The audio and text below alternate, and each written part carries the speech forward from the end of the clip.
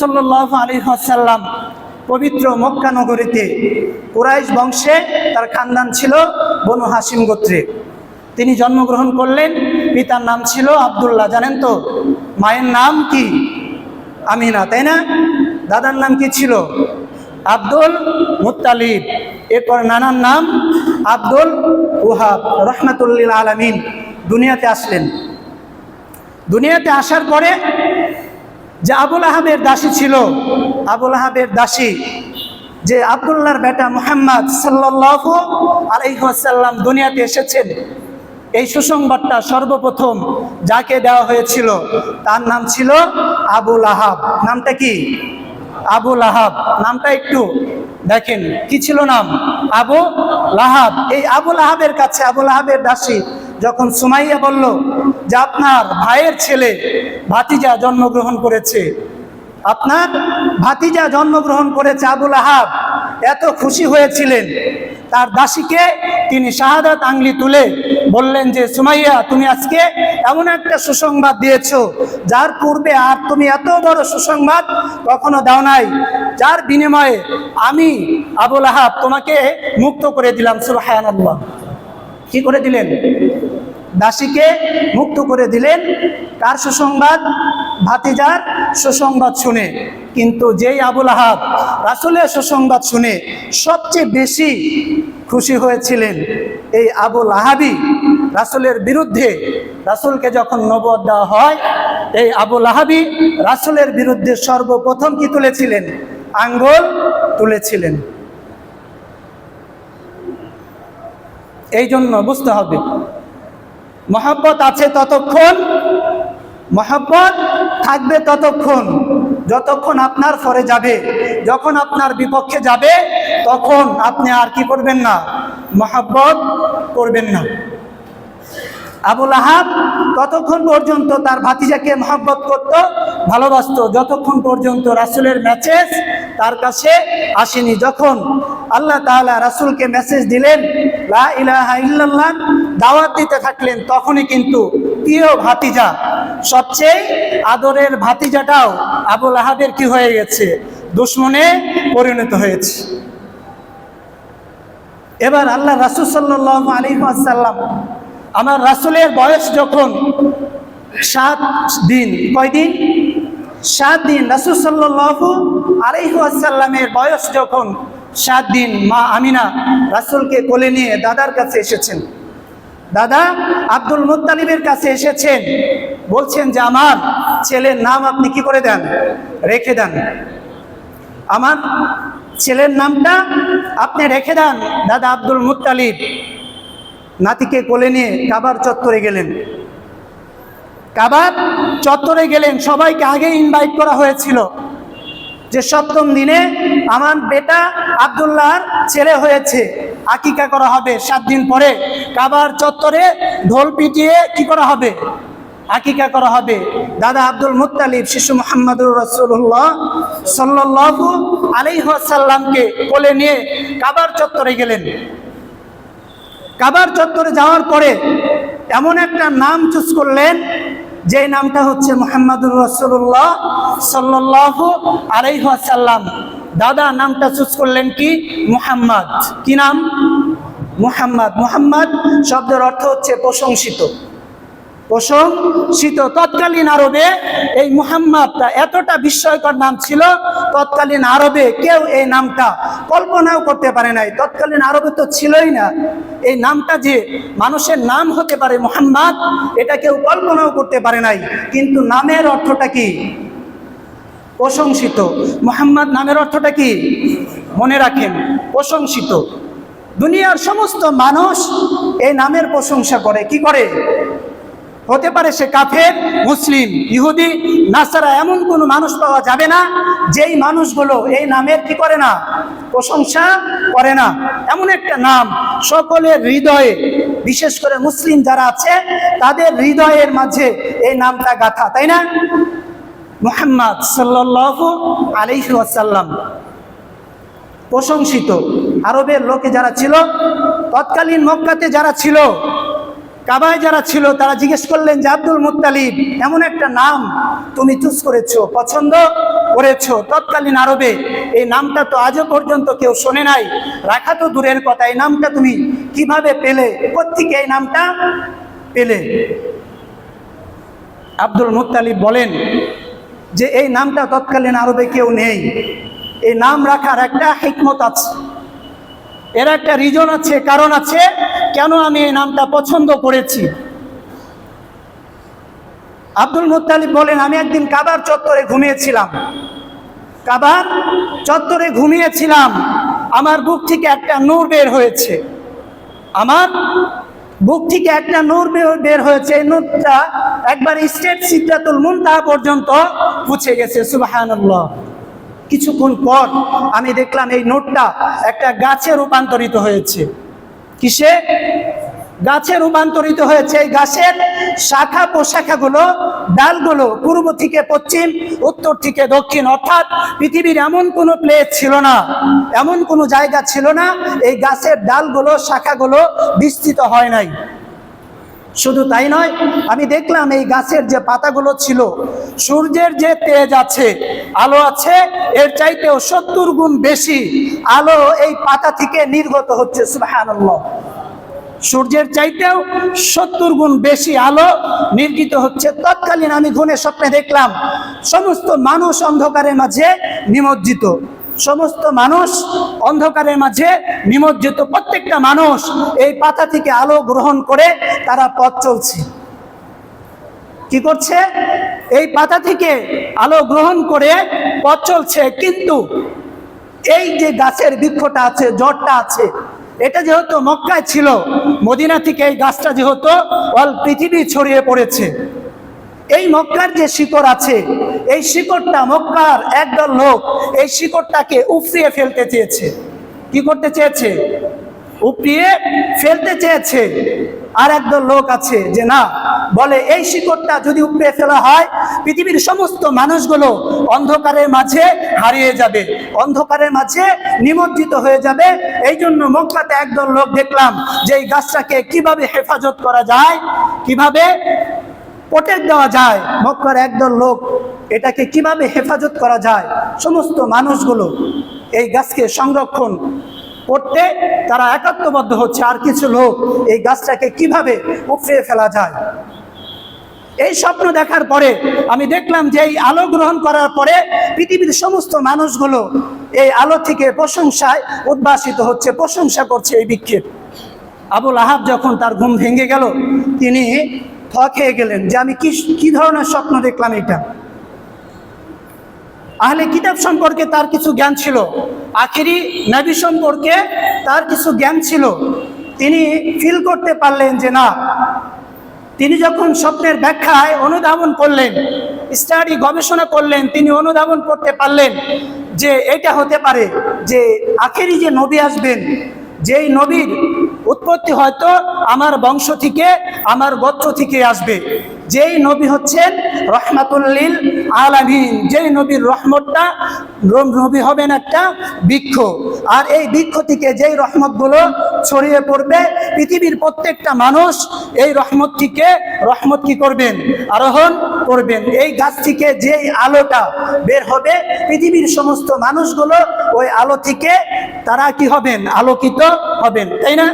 আমার রাসূল হচ্ছেন একটা বৃক্ষ, আমার রাসূল একটা বৃক্ষ। যেই রাসূল মক্কাতে আসার কারণে পৃথিবীর এমন কোনো প্রান্ত নেই, এমন কোনো জায়গা নেই যেখানে রাসূলের দাওয়াত পৌঁছে নেই, রাসূলের রহমত পৌঁছে নেই। আমার রাসূল হচ্ছেন, পূর্বে যত নবী এসেছে সবগুলো নবী স্পেসিফিক এক একটা এরিয়ার জন্য, এক একটা এরিয়ার জন্য। আর আমার রাসূল হচ্ছেন, আমার নবী হচ্ছেন রহমাতুল লিল আলামিন, গোটা জগৎবাসীর জন্য, শুধু মানুষ না, মাখলুকাত যত আছে, মাখলুকাত যত আছে সকলের জন্য আমার নবী হচ্ছেন রহমাতুল লিল আলামিন, সকলের জন্য নবী। আমার নবীর নামটা এমন কেউ নাই পছন্দ করে না। আমার নবীর নাম এমন কোন মুসলমান পাওয়া যাবে না যে আমার নবীর নামটা কি করে না, পছন্দ করে না। শুধু এখানে নয়, বাংলাদেশ নয়, আপনি যদি আমেরিকা যান, আমেরিকাতে যান, আমার নবীর নাম পাওয়া যাবে না? বলেন, পাওয়া যাবে? আমেরিকাতে কি আমার নবীর নাম আছে? নাই। ইউরোপে গেলে পাওয়া যাবে? আমার নবীর নামটা ইউরোপে পাওয়া যাবে? বলেন, পাওয়া যাবে? রাশিয়াতে পাওয়া যাবে না? চীনে পাওয়া যাবে? অস্ট্রেলিয়ায় পাওয়া যাবে? এমনকি আপনি যদি ইসরায়েলেও যান, কোথায় যান? ইসরায়েল মুসলিমদের সবচেয়ে বড় শত্রু, আমার নবীর সবচেয়ে বড় শত্রু। আপনি যদি ইসরায়েলেও যান, সেখানেও আমার নবীর নামটা পাবেন কি পাবেন না? প্রত্যেকটা জায়গায়, পৃথিবীর আনাচে কানাচে আমার নবীর নামটা আপনি কি করতে পারবেন? পাবেন। শুধু তাই না, একজন মানুষের নাম আবু বকর, একজন মানুষের নাম ওমর রেখেছে, একজনের নাম আলী রেখেছে, কিন্তু রাসূলকে মহব্বত করে তার নামের শুরুতেও কি আছে? মুহাম্মদ শব্দটা লেখে কি লেখে না? তো রাসূল এমন একটা নাম, এমন একটা ক্যারেক্টার, পৃথিবীতে ওয়ানলি, ওয়ান পিস, দ্বিতীয় পিস নাই। আমার রাসূলের নামটাও যেমন, তার ক্যারেক্টারটাও কেমন, তার নেতৃত্বও কেমন, তার পা থেকে একবারে মাথা থেকে পা পর্যন্ত পৃথিবীতে এক পিস, দ্বিতীয় পিস নাই, পাবেন না। চ্যালেঞ্জ, যদি দেখাইতে পারেন তাহলে আসেন। অনলি ওয়ান পিস, দ্বিতীয় পিস নাই। আবু লাহাব বলেন, যেই মানুষটাকে পৃথিবীর সমস্ত মানুষ প্রশংসা করছে, আমি স্বপ্নে দেখলাম, তার নামটা তো মুহাম্মদ রাখাই উচিত, ঠিক কিনা? এই জন্য আমি চুজ করেছি যে তার নাম হবে মুহাম্মাদুর রাসূলুল্লাহ সাল্লাল্লাহু আলাইহি ওয়াসাল্লাম। আল্লাহর হাবিব সাল্লাল্লাহু আলাইহি ওয়াসাল্লাম, তার নাম কি করা হলো? সিলেক্ট করলেন, মুহাম্মদ নাম রাখলেন কে? দাদা। তার আরেকটা নাম আছে, তার আরেকটা নাম হচ্ছে আহমদ। আহমদ শব্দের অর্থ হচ্ছে প্রশংসাকারী। কি নাম? আহমদ। আহমদ অর্থ কি? প্রশংসাকারী। দুইটা নামই কোরআনে এসেছে। এছাড়া রাসূলের অনেক নাম আছে, কিন্তু এই স্পেশালি রাসূলের দুইটা নাম কোরআনে এসেছে।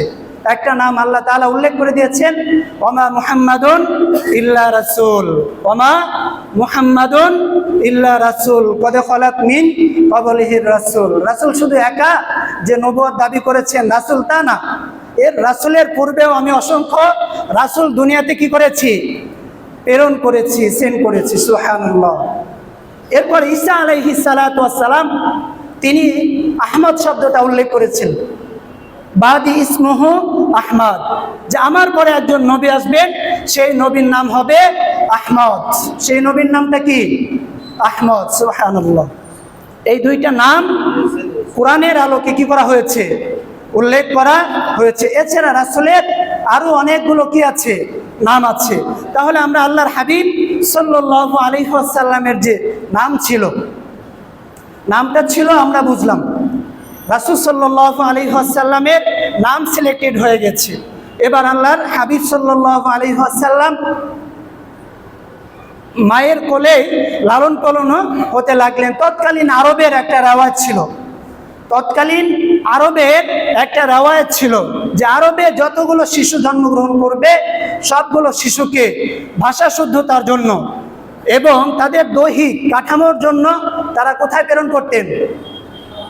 বিভিন্ন গ্রাম অঞ্চলে প্রেরণ করে দিতেন, যাতে করে ভাষাটা শুদ্ধভাবে শিখতে পারেন। মক্কাটা তখন শহর ছিল। এই রেওয়াজ অনুযায়ী আল্লাহর হাবিব সাল্লাল্লাহু আলাইহি ওয়াসাল্লাম জন্মের কয়েকদিন পরেই আল্লাহর হাবিবকে বনু সাদ গোত্র যে একটা ছিল, সেই সাদ গোত্রের একজন সম্ভ্রান্ত মহিলা ছিলেন, তার নাম ছিল হালিমাতুস সাদিয়া। নামটা কি? হালিমাতুস সাদিয়া। এই হালিমাতুস সাদিয়ার কাছে রাসূল সাল্লাল্লাহু আলাইহি ওয়াসাল্লামকে লালন পালনের দায়িত্ব দিয়ে দেন, ভাষা শুদ্ধতার জন্য তার কাছে দিয়ে দেন। দেওয়ার পরে হালিমাতুস সাদিয়া, এখানে অনেক বড় হিস্টোরি, লং হিস্টোরি। তিনি যখন মুহাম্মদুর রাসূলুল্লাহ সাল্লাল্লাহু আলাইহি ওয়াসাল্লামকে কোলে নিলেন, তিনি বলেন যে আমি হালিমাতুস সাদিয়া পৃথিবীতে এতটা প্রশান্তি পাইনি, এতটা শান্তি পাইনি যতটা শান্তি পেয়েছি শিশু মুহাম্মদ সাল্লাল্লাহু আলাইহি ওয়াসাল্লামকে কোলে নিয়ে। শুধু তাই নয়, আমার বুকে দুধ ছিল না, আমার বাচ্চা ছিল, দুধের বাচ্চা ছিল, আমি বাচ্চাকে দুধ খাওয়াইতে পারতাম না, কিন্তু শিশু মুহাম্মদকে কোলে নিতে দেরি, আমার বুকে দুধ আসতে দেরি নেই। সুবহানাল্লাহ। শুধু তাই না, যে উটনি মাদি চড়ে এসেছিলেন, সেই উটনি একবারেই দুর্বল ছিল, যখন এসেছেন সবার পিছনে ছিলেন, কিন্তু রাসূলকে যেই উটের পিছনে চড়ে আবার নিজ এলাকায় প্রত্যাবর্তন করেন, কিন্তু যখন যেই উটটা ছিল দুর্বল, এখন সেই উটটাই হয়ে গেছে সবল। সুবহানাল্লাহ, অনেক লং হিস্টোরি। এরপরে হালিমাতুস সাদিয়া নিয়ে গেলেন। 2 বছর পরে আবার হালিমাতুস সাদিয়া দেখলেন তার সংসারে অভাব অনটন ছিল। তিনি আর বুঝতে পারেন নাই রাসূল যাওয়ার পরে যে কি পরিমাণ বারাকা তার সংসারে চলে এসেছে। 2 বছরের কন্টাক্টের পরে হালিমাতুস সাদিয়া আবার শিশু মুহাম্মদ সাল্লাল্লাহু আলাইহি ওয়াসাল্লামকে নিয়ে আসেন, আমিনার কাছে নিয়ে আসেন। তিনি বলেন যে আমি এই ছেলেটাকে আরো কিছুদিন রাখতে চাই। মা আমিনা সম্মতি দিলেন। রাসূলকে যখন নিয়ে গেলেন, রাসূলের বয়স যখন 4 বছর, বালকদের সাথে বকরি চড়াইতেছেন, তখন সাইয়েদনা জিবরাইল আলাইহিস সালাতু ওয়াস সালাম রাসূল সাল্লাল্লাহু আলাইহি ওয়াসাল্লামের কাছে আসলেন। রাসূল ফিল্ডে ছিলেন। তখন তার সিনাটাকে 2 ভাগ করে, বুকটা 2 ভাগ করে, সিনাটা বের করে একটা স্বর্ণের পাত্র রেখে সিনার সাথে যে আরো জমাট বাঁধা রক্ত ছিল, অর্থাৎ শয়তানের ওয়াসওয়াসা ছিল, সেই জমাট বাঁধা রক্তগুলো জমজমের পানি দিয়ে পরিষ্কার করে দিয়ে সিনাটাকে আবার কি করে দিলেন? ফিট করে দিলেন। রুহটাকে রেখে আবার কি করে দিলেন? ফিট করে দিলেন, যেটাকে আমরা কি বলি? ওপেন হার্ট সার্জারি বলি। যখন এই সুসংবাদটা হালিমাতুস সাদিয়া কানে গেল, তিনি তো চিন্তিত হয়ে গেলেন। রাসূল আকরাম সাল্লাল্লাহু আলাইহি ওয়াসাল্লামের কাছে আসলেন। আসার পরে তিনি দেখলেন যে রাসূল সাল্লাল্লাহু আলাইহি ওয়াসাল্লাম বিমর্ষ অবস্থায়। রাসূলকে দেখে তিনি চিন্তিত হলেন। তিনি দেখলেন যে রাসূলের বুকে একটা কি আছে? ফাড়া দাগ আছে। হালিমাতুস সাদিয়া চিন্তিত হয়ে গেলেন। 5 বছর বয়সেই মুহাম্মদ সাল্লাল্লাহু আলাইহি ওয়াসাল্লামকে মায়ের কাছে নিলেন। তাহলে সিনা চাক হয়েছে কত বছর বয়সে? 4 বছর বয়সে। মায়ের কাছে আনলেন কয় বছর বয়সে? বলেন 5 বছর বয়সে। আমি শুধু বয়সটা বলি, আলোচনা করতে গেলে আমাকে কয়েকটা জুমা লাগবে, আমাকে নবুয়ত পর্যন্ত যেতে হবে। এই জন্য সালটা শুধু আপনাদের সামনে বলি, আপনারা একটু সেন্সে রাখেন, যেহেতু রাসূলের জীবনী। 5 বছর বয়সে রাসূল সাল্লাল্লাহু আলাইহি ওয়াসাল্লামকে মায়ের কাছে নিয়ে আসলেন। 6 বছর বয়সে মা আমিনা, তার বাবা যে ছিল রাসূলের বাবা, ইয়াসরিবে তার কবর ছিল। ইয়াসরিবের অপর নাম হচ্ছে মদিনা। ইয়াসরিবের অপর নাম কি? মদিনা। মদিনাতে তার কবর ছিল। 6 বছর বয়সে রাসূল সাল্লাল্লাহু আলাইহি ওয়াসাল্লাম যখন বাবার সাথে মায়ের সাথে কবর জিয়ারত করতে যান, ফিরার পথে আবওয়া নামক স্থানে রাসূল সাল্লাল্লাহু আলাইহি ওয়াসাল্লামের মাও কি করেন? ইন্তেকাল করেন। এই মায়ের সাথে একটা উম্মে আইমান নামে একজন দাসী ছিলেন। এটা ছিল রাসূলের দ্বিতীয় মা। রাসূল এই উম্মে আইমানকে অনেক মহব্বত করতেন। রাসূল বলতেন, উম্মে আইমান বাদা উম্মি, আমার মায়ের পরে, আমার আপন মায়ের পরে যদি আরেকটা মা থাকে সেটা হচ্ছে উম্মে আইমান। এই উম্মে আইমানকে রাসূল অনেক মহব্বত করতেন, শ্রদ্ধা করতেন, ভালোবাসতেন। এই উম্মে আইমান রাসূল সাল্লাল্লাহু আলাইহি ওয়াসাল্লাম কে দাদা আব্দুল মুত্তালিবের ছায়া নিয়ে আসেন।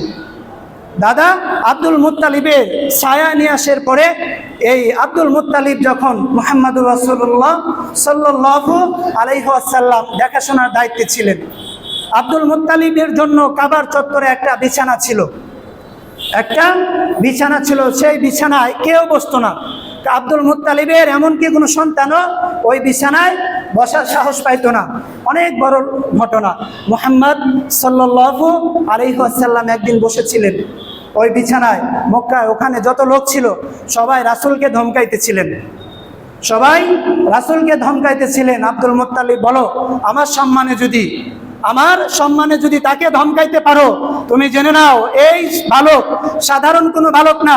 পৃথিবীর সম্মানিত ব্যক্তির সম্মানগুলো এক জায়গায় করলে যেই সম্মান হবে, তার চাইতে বেশি সম্মান এই নাতিকে আমার আল্লাহ তাআলা দান করবেন। সুবহানাল্লাহ। এতটা ভালোবাসতেন, মহব্বত করতেন।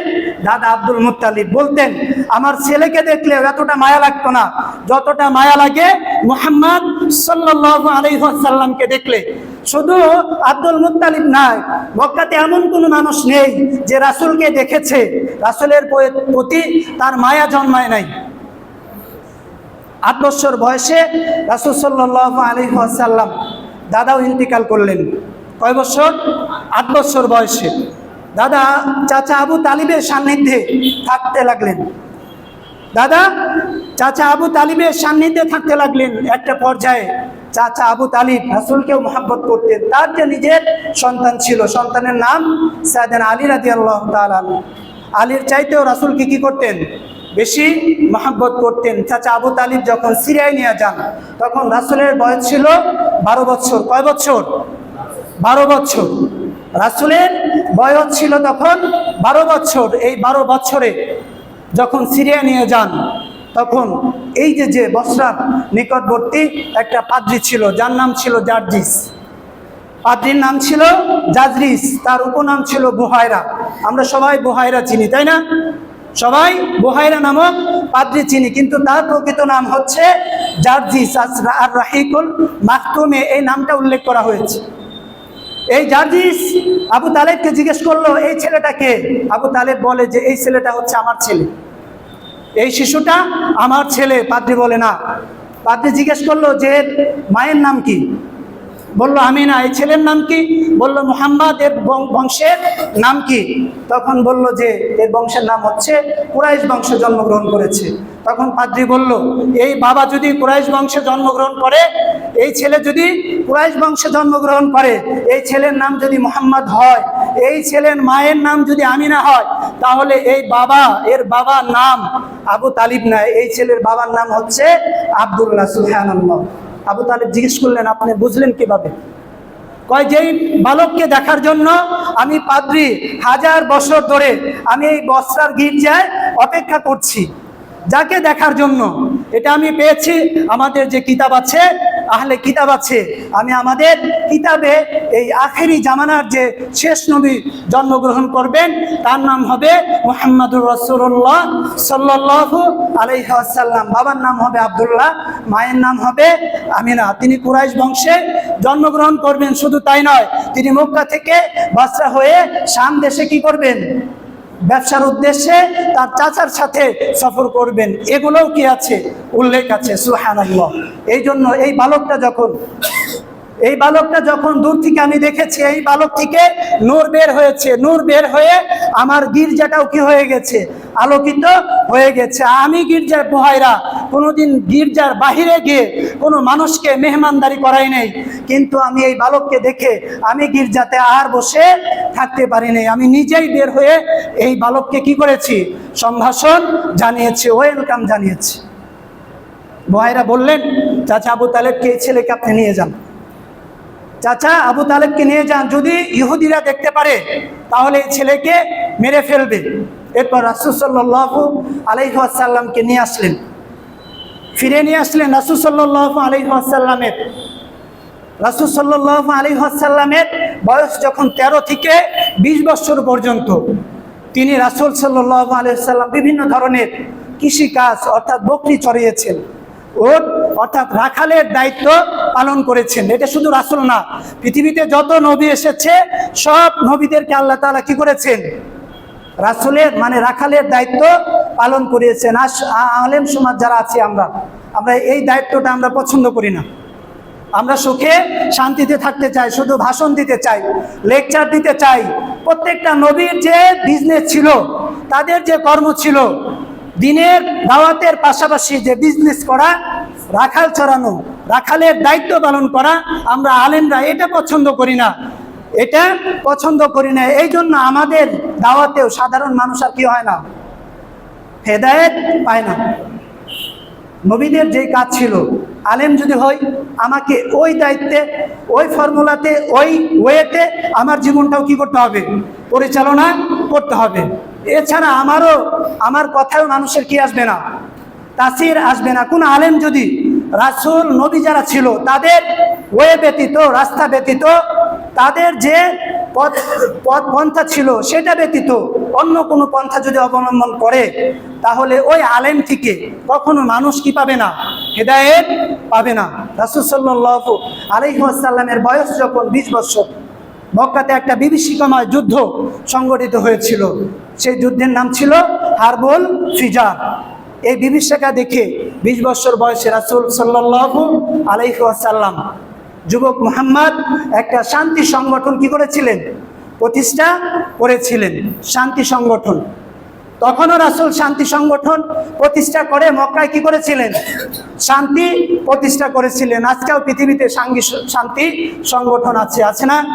কিন্তু সেখান থেকে কিভাবে অশান্তি তৈরি হয়, পৃথিবীতে কিভাবে অশান্তি তৈরি করা যায়, তাদের ফিকিরগুলো এমন ছিল।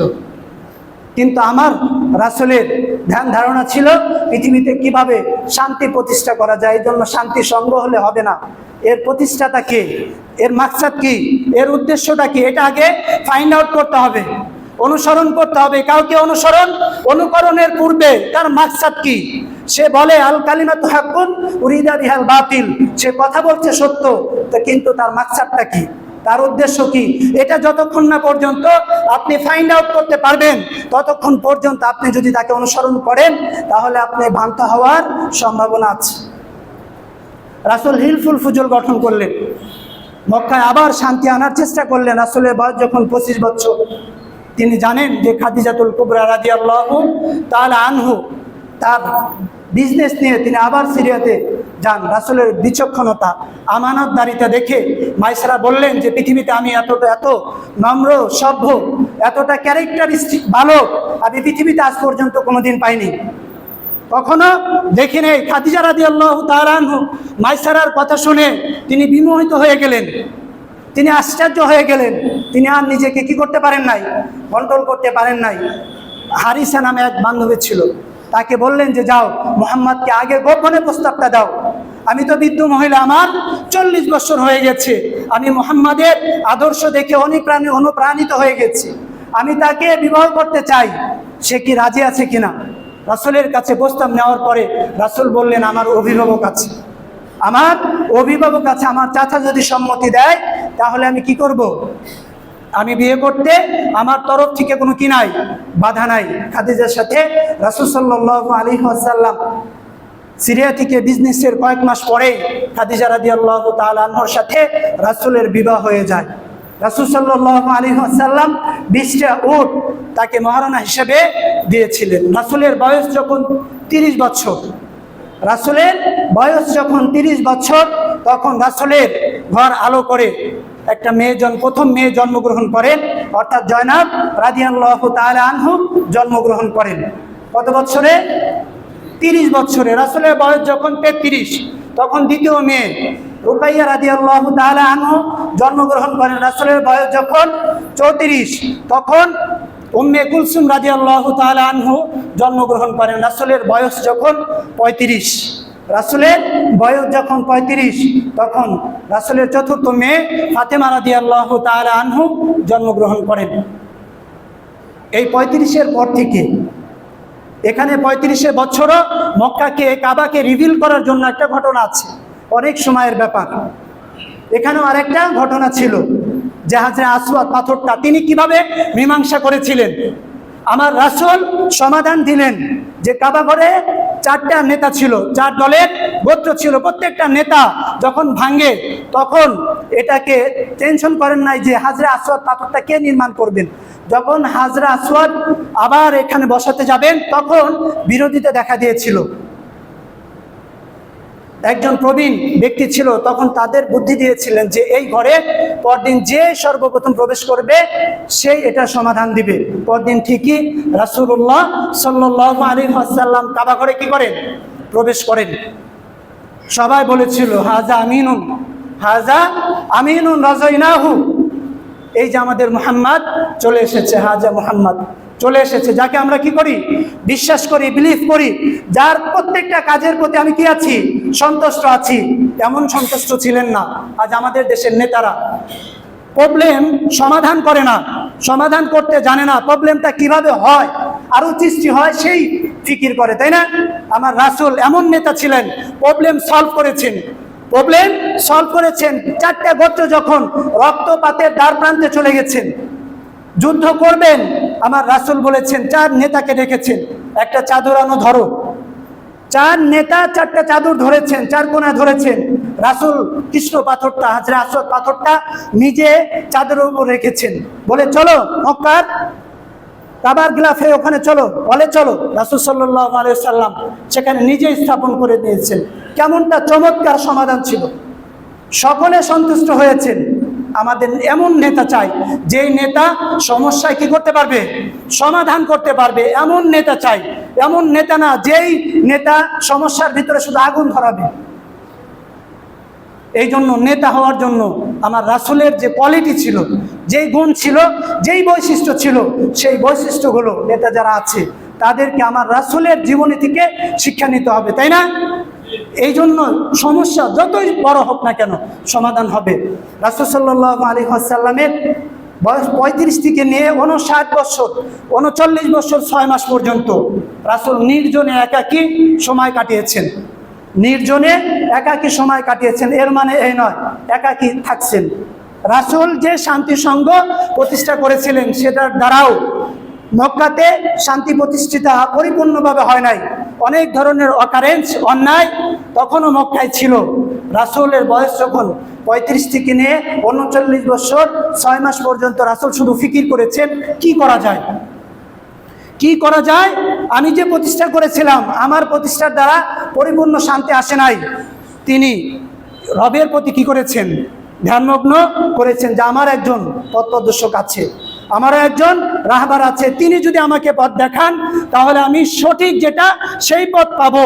তিনি ব্যতীত পৃথিবীতে এমন কোনো পথ নাই যে আমাকে কি করবেন, পথ দেখাবেন। এরপরে রাসূল সাল্লাল্লাহু আলাইহি ওয়াসাল্লাম হেরা গুহায় গিয়ে তিনি কি করেছেন, পার্সোনালি ধ্যানমগ্ন করেছেন। 6 মাস বাকি থাকতে রাসূলের 39 বছর 6 মাস থেকে রাসূল সাল্লাল্লাহু আলাইহি ওয়াসাল্লাম ড্রিম, মানে গুড ড্রিম দেখেছেন, ভালো স্বপ্ন দেখেছেন, ভালো স্বপ্ন দেখেছেন। দেখবেন যারা ভালো মানুষ, যারা ইবাদত করে, যারা গুনার সাথে লিপ্ত না, তাদের যে স্বপ্নগুলো সেগুলো কিন্তু বাস্তবে সত্য হয়, বাস্তবে সত্য হয়। তারা যেটা বলে সেটাই বাস্তবায়িত হয়। রাসূল যখন নির্জনে কয়েকটা বছর ইবাদত করার পরে রাসূল যেই স্বপ্নগুলো দেখলেন, যেই স্বপ্নগুলো দেখেছেন, প্রত্যেকটা স্বপ্ন কি হয়েছে, বাস্তবায়িত হয়েছে। আল্লাহ তাআলা রাসূল তিনি তার ইবাদতে আরো মনোনিবেশ করেন। ফাইনালি আল্লাহ তাআলা রাসূল সাল্লাল্লাহু আলাইহি ওয়াসাল্লামকে 40 বছর বয়সে, যেই জন্য আল্লাহ রাসূল দীর্ঘদিন অপেক্ষা করেছেন, প্রতীক্ষা করেছেন, ফাইনালি আল্লাহ তাআলা রাসূল সাল্লাল্লাহু আলাইহি ওয়াসাল্লামকে 40 বছর বয়সে হেরা গুহায় আল্লাহ রাব্বুল আলামিন রাসূলকে এই পৃথিবীর শ্রেষ্ঠ কিতাব দিয়ে ধন্য করেছেন। সুবহানাল্লাহ। যেই কিতাবটা আজও পর্যন্ত আছে না, যেই কিতাবের আলোকে যদি আলোকিত হন, পৃথিবীতে কোনো অশান্তি থাকবে না, বৈষম্য থাকবে না, রাহাজানি থাকবে না, অন্যায় অবিচার থাকবে না। শুধু যদি কোরআনকে আপনি কি করেন, ফলো করেন, অনুসরণ করেন, অনুকরণ করেন।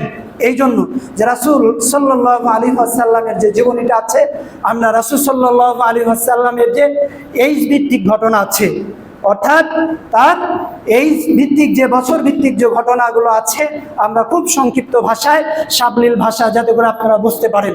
এক একটা ঘটনা আলোচনা করতে গেলে এক একটা জুমা লাগবে। এই জন্য এইজ ভিত্তিক যে ঘটনাগুলো আছে, তিনি তার জীবনটা কিভাবে অতিবাহিত করেছেন, আমরা নবুয়ত প্রাপ্তি পর্যন্ত বিষয়গুলো নিয়ে আলোচনা করলাম। আল্লাহ তাআলা যেন এই আলোচনা থেকে আমাদের শিক্ষা গ্রহণ করে এর উপর যেন আল্লাহ তাআলা আমাদেরকে আমল করার তৌফিক দান করেন। সকলগুলো আমিন। ওয়া আখিরু দাওয়ানা আনিল হামদুলিল্লাহি রাব্বিল আলামিন। আমরা যারা কাবলাল জুমার 4 রাকাত নামাজ আদায়